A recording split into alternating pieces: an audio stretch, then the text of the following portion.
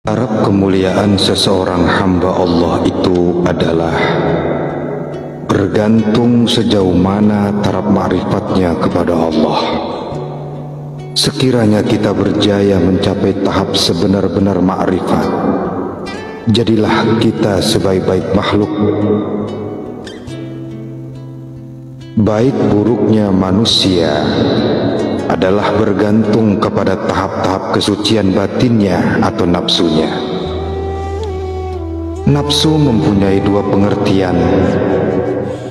Pertama, suatu pengertian yang meliputi segala tabiat-tabiat seperti marah, nafsu birahi dan syahwat, serta semua yang keji seperti hasad, dengki, ria, dendam, sumu'ah, dan sebagainya.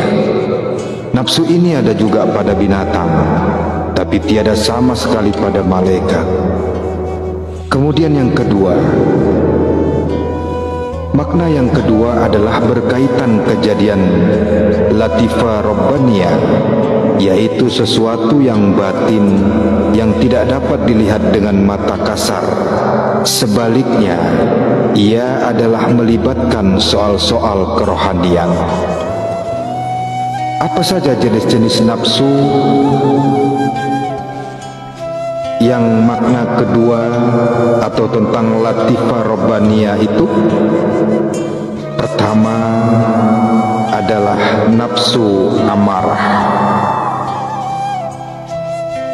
Amarah adalah martabat nafsu yang paling rendah dan kotor di sisi Allah.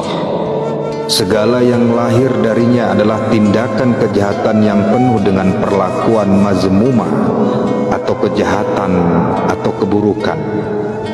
Pada tahap ini, hati nurani tidak akan mampu untuk memancarkan sinarnya karena hijab-hijab dosa yang melekat tebal. Lapisan lampu ma'rifat benar-benar terkunci, dan tidak ada usaha untuk mencari jalan menyucikannya. Karena itulah hatinya terus kotor dan diseliputi oleh berbagai penyakit. Dalam kehidupan seharian, segala hukum, hakam, halal, haram, perintah dan larangan tidak pernah diambil peduli. Malah buat kejahatan itu sudah biasa, tidak ada penyesalan, malah kadang-kadang bangga berbuat jahat. Contohnya, dia berbangga dapat merusak anak orang, bangga dengan kehidupan minum, berjudi, pergaulan bebas, malah jadi barat lebih dari orang barat. Bagi mereka, pada peringkat nafsu ini, konsep hidupnya adalah sekali. Jadi masa mudalah untuk seronok sepuas-puasnya tanpa mengenal batas-batas. Baik jahat adalah sama saja di sisinya tanpa ada perasaan untuk menyesal. Malah terkadang,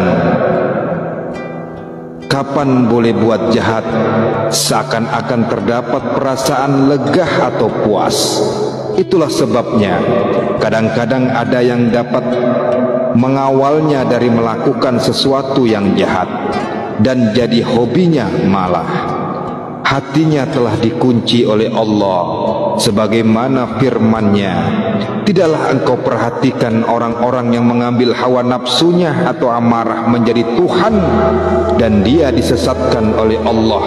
Karena Allah mengetahui kejahatan hatinya, lalu Allah mengunci mati pendengarannya, telinga batin, dan hatinya, dan penglihatannya atau mata hatinya ditutup. Manusia pada peringkat nafsu amarah ini bergembira bila menerima nikmat, tetapi berduka cita dan mengeluh bila tertimpa kesusahan. Jelasnya, pada peringkat ini segala tindak tanduknya adalah menuju dan mengikut apa kehendak setan yang mana telah dikuasai sepenuhnya olehnya. Rupa saja manusia, tapi hati dikuasai setan. Pada peringkat ini, manusia itu tak makan nasihat, tak peduli dengan nasihat. Tegurlah macam manapun, dia tetap tak akan berubah kecuali diberi hidayah oleh Allah Subhanahu wa ta'ala.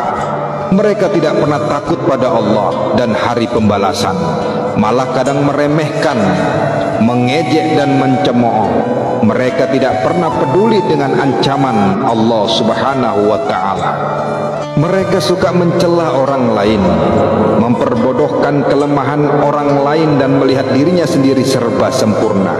Mereka tidak pernah menyandarkan hasil usahanya kepada Allah. Mereka pikir apa saja kejayaan mereka adalah hasil titik kesusahan mereka sendiri.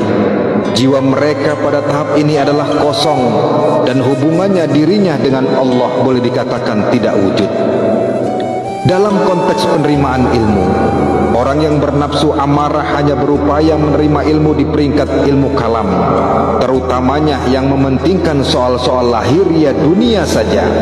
Tak ada minat kepada pelajaran agama dan hari akhirat.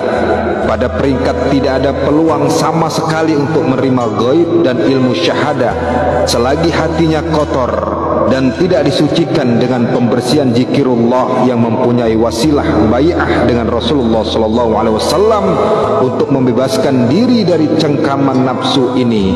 Hendaklah menemukan jalan wasilah ilmu Rasulullah SAW dengan menerima tunjuk ajar dari ahli zikir, yaitu guru mursyid yang dapat memberikan petua-petua penyucian diri dan penyucian jiwa yang mempunyai mata rantai dengan Rasulullah SAW. Pada tahap ini, kalau berzikir pun hanya di bibir saja, tanpa meresap ke dalam jiwanya.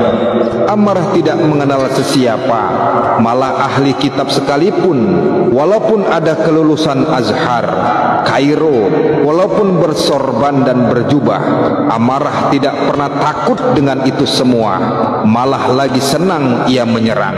Yang ia takut hanyalah zikirullah. Wallahu a'lam bishawab.